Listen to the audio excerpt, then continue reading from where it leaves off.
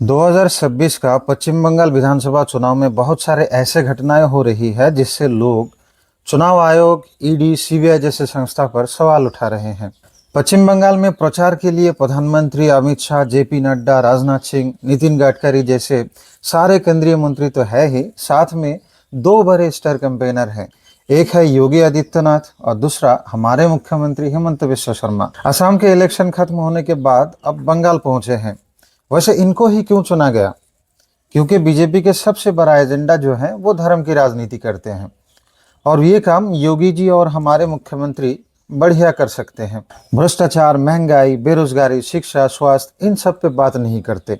बात करते हैं बाबर कैसा आदमी था, औरंगजेब कैसा आदमी था, बीफ बंद होना चाहिए कि नहीं होना चाहिए, मदरसा बंद करो, मुसलमानों को किराया कम दो, सताओ, भगाओ। बस इन्हीं सब पे इनका नैया तो पार हुआ।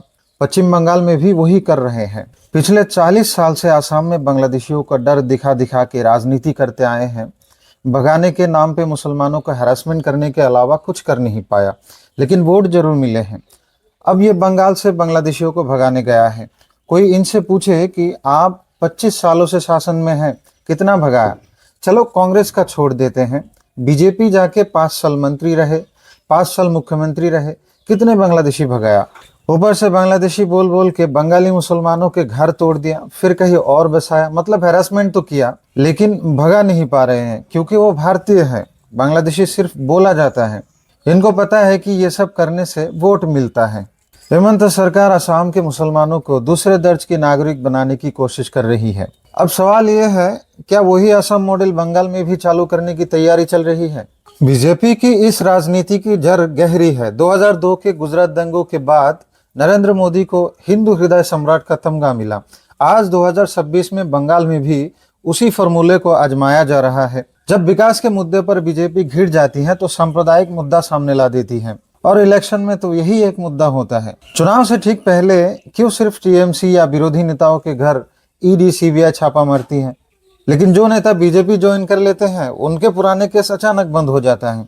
विरोधियों का कहना है कि केंद्र की एजेंसियां आज बीजेपी के साथ टीम की तरह काम कर रही है ताकि विपक्ष बिना नेता के रह जाए। सबसे बड़ा सवाल चुनाव आयोग पर उठ रहा है। इस बार की एसआईआर में करीब 91 लाख वोटरों के नाम काट दिए गए। देखा जा रहा है कि टीएमसी के मजबूत जिलों जैसे मुर्शिदाबाद, मालदा, उत्तर दिनाजपुर में कटौती ज्यादा हुई।